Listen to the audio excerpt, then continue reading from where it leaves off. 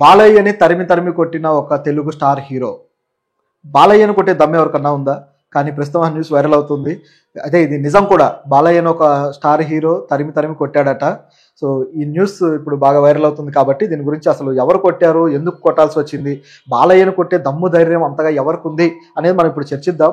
మరి ఒకవేళ ఆ వ్యక్తి కొడితే ఆ హీరో బాలయ్య ఏం చేస్తాడు?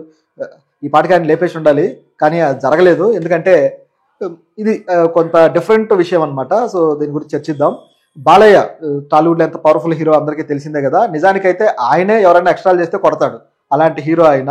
సో ఆయన కొట్టే దమ్ము ధైర్యం ఎవరికి ఉంది అనేది చర్చిద్దాం. మీకు డౌట్ వచ్చిండొచ్చు, ముఖ్యంగా ఆయన సినిమాల్లో అయితే దుమ్ము లేపేస్తాడు, కనీసం ఆయన మీద ఒక దెబ్బ కూడా పడదు, విలన్స్ని రఫ్ ఆడిస్తుంటాడు. కానీ నిజ జీవితంలో చాలా ఎప్పుడు కూడా తన సహచరులు కానీ అనుచరులు కానీ ఎప్పుడు కూడా వాళ్ళతో ఆప్యాయంగానే ఉంటాడు.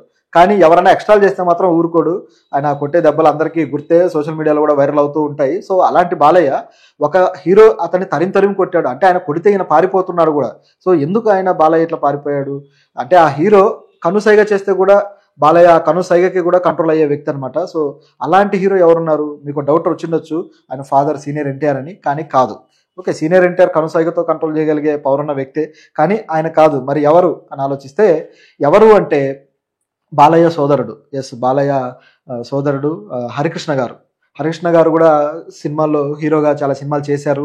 ఆయన ఎన్టీఆర్తో దానవీర సూరకర్ణ టైం నుంచి కూడా ఆ పాత్రలు చేస్తూ వచ్చారనమాట. సినిమాల్లో పౌరాణిక పాత్రలు చేశారు. ఆ తర్వాత బాగా లేట్ ఏజ్ లో హీరో అయ్యి తర్వాత అద్భుతమైన సినిమాలు కూడా చేశారు ఆయన. లాహిర్లో, అలాగే సీతయ్య అయితే ఒక ట్రేడ్ మార్క్ సినిమాగా ఆయనకు గుర్తుండిపోయింది.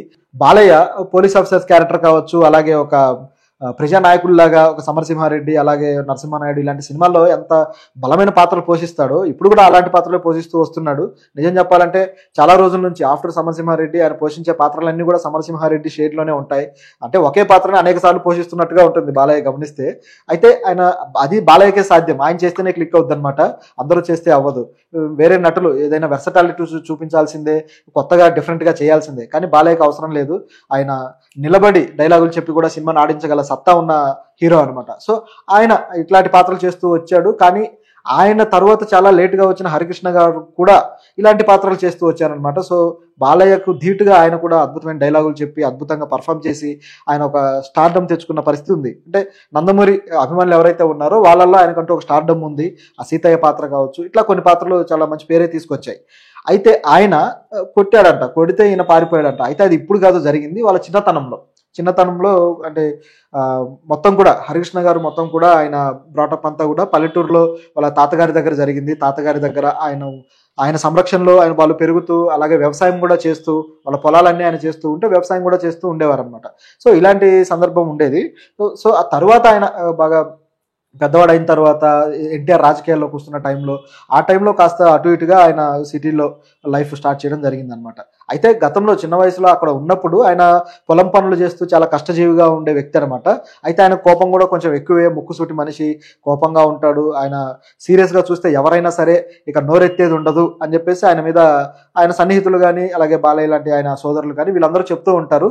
బాలయ్య కూడా ఒక ఇంటర్వ్యూలో ఇప్పుడు అదే చెప్పాడనమాట.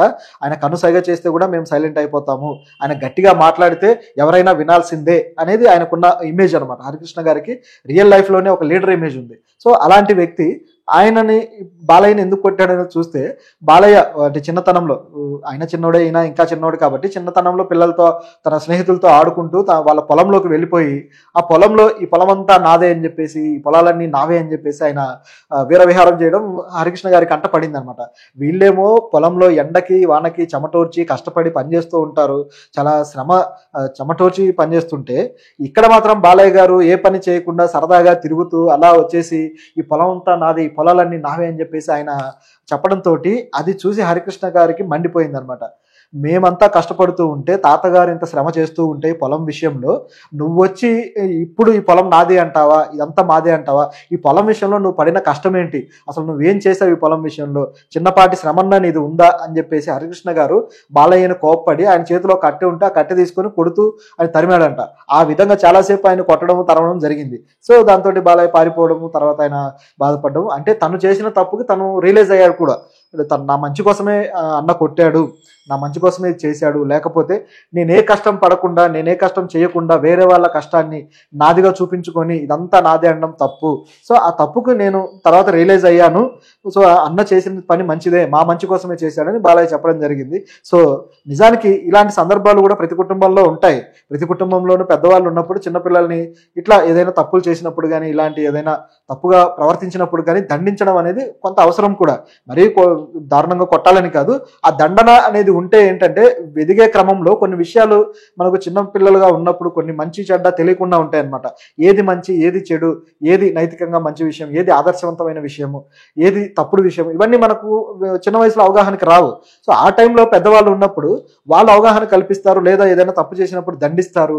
ఈ దండన అనేది అంటే మొక్కై వంగనది మానై వంగున అని చెప్పేసి సామెత ఉంది కదా, ఆ విధంగా చిన్న వయసులోనే మంచి విషయాలన్నీ నేర్పిస్తే పెద్ద వయసు వచ్చిన తర్వాత ఆ విలువలతోటి ఆదర్శాలతోటి పెరిగే అవకాశం ఉంటుందన్నమాట. ఆ విధంగా తన అన్న తనకు చెప్పాడు, నేర్పించాడు అని చెప్పేసి బాలయ్య గారు అన్నారు. సో ఇది చాలా మంచి విషయం. అయితే ఇదొక్క విషయంలోనే కాదు, హరికృష్ణ గారు అన్ని విషయాల్లోనే ఇంతే ఖరాఖండిగా చాలా ముక్కుసూటిగా ఉంటారు. ఆయన తన తండ్రికి ఎప్పుడైతే రాజకీయాల్లో ఆయనకు సపోర్ట్ చేసినప్పుడు కూడా ఇంతే ముక్కుసూటిగా ఉన్నారు. అట్లాగే తన సొంతంగా తను సినిమాలు చేస్తున్న టైంలో కావచ్చు, రాజకీయాల్లో తన ప్రవర్తన కూడా ఇదే విధంగా ఉంది. ఒక దశలో అయితే చంద్రబాబు గారికి ఆయన సపోర్ట్గా ఉన్న టైం తర్వాత ఆయన్ని వ్యతిరేకించి తనకు తానే సొంతంగా అన్న టీడీపీ అని చెప్పేసి ఒక పార్టీ కూడా పెట్టడం జరిగింది. అంటే అన్న అంటే ఎన్టీఆర్ని, సీనియర్ ఎన్టీఆర్ని అందరూ అన్న అని చెప్పి సంబోధిస్తారు కాబట్టి ఆ ప్రేమని దాన్ని చూపిస్తూ కూడా పెట్టడం జరిగింది.